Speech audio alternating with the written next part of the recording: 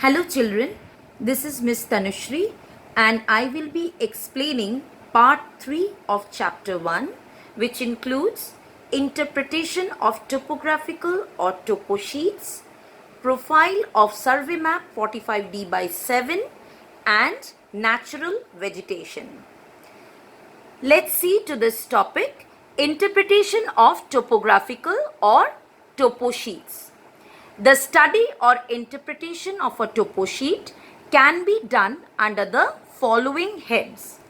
First one is the marginal information, which includes name of the topo sheet, then number that is written on the topo sheet, area that is shown on the topo sheet, area covered by the topo sheet, that is in square kilometer, the latitudinal and longitudinal extent of the topo sheet, the extension of the grid, scale that is used on the topo sheet, and the last one, special information that is represented on the topo sheet.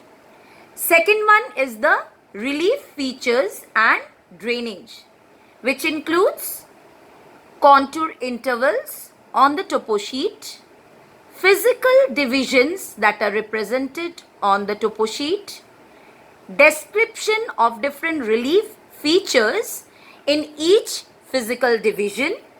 Next one, major landforms along with their location, the different types of drainage patterns, prominent water bodies, general slope of the area, then the gradient and direction of important rivers.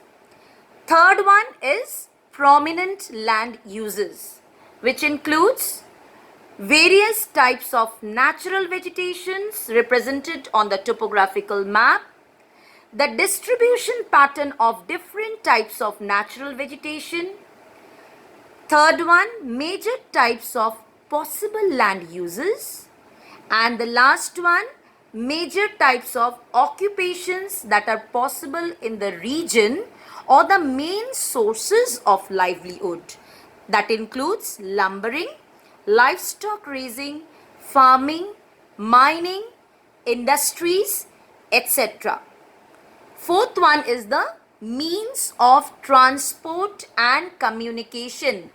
This includes different means of transport and communication as it is shown on the topo sheets, and it is in the form of tracks, footpaths, roads, railways, telegraph, telephone lines and post offices. Then is correlation between topography and means of transport and communication. Fifth one deals with the human settlements. Now what comes under human settlements? We have two types here, urban and the rural centers. Then is the size and their location. Third one is the pattern of the settlements. Next is special activities associated with urban centers like industries, mining, trading, administrative and defense. Next category is the density and pattern of the rural settlements, and the last one is it also helps in finding the land use and major occupations. Next topic is profile of survey map 45D by 7.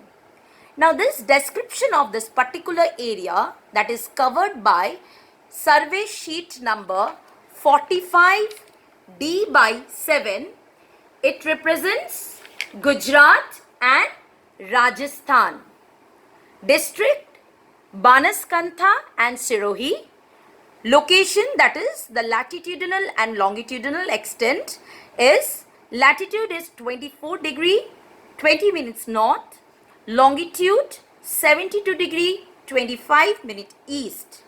This region lies entirely in western India on the borders of Rajasthan and Gujarat at the southern end of the Aravalli Hills, that is immediately northeast of sheet 45 D by 10.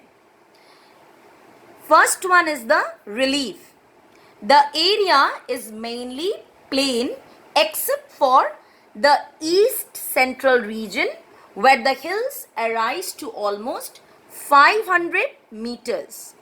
Next is the lower hills of the northeast corner where the land slopes from northeast to southwest in the northern half and east to west in the southern portion of the map, and basically this is indicated by the flow of rivers. Next is the drainage. The Banas River, that is not to be confused with the Banas River, which is a tributary of the Chambal River to the north. It flows into the swampland area of the Little Run northeast of the Gulf of Kutch. On this survey sheet, it flows westward. It has numerous smaller streams. The left bank tributary is the Balaram Nadi from the southeast. The Banas River varies in width from 1/4 kilometer to over 1 kilometer and has a narrow perennial water course. Now, what do you mean by perennial rivers or perennial water course? That is, perennial rivers are the rivers which have water in them all throughout the years.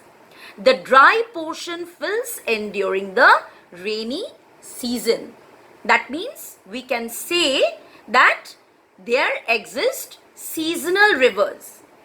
That means these rivers are only filled with water during the rainy season. Next topic is the natural vegetation. First one is the hilly areas, which includes dry deciduous forest of small trees. Next one is the plains, that is scrubs and thorny trees where there is lack of agriculture. Third one is the irrigation. This particular region is dependent on periodic rainfall. That means seasonal rainfall. That is rainfall which occurs during the monsoon season. We have tanks and wells for agriculture. Next one, occupations. What type of occupations? Agriculture and cattle rearing, sheep, camels as well as horses are practiced. Next one is communications. Except for the main line of the Western Railway and the road that runs across the southeast corner of the map through Chitrasani, there are no other important communications. All other settlements are linked by cart tracks. Next topic is the settlements. Except for Chitrasani, which is a rail or road center, all the settlements, they are small and they are widely scattered, chiefly in the lowland area, and they are either nucleated or dispersed in pattern. With this, I come to the end of part 3 of chapter 1. Thank you.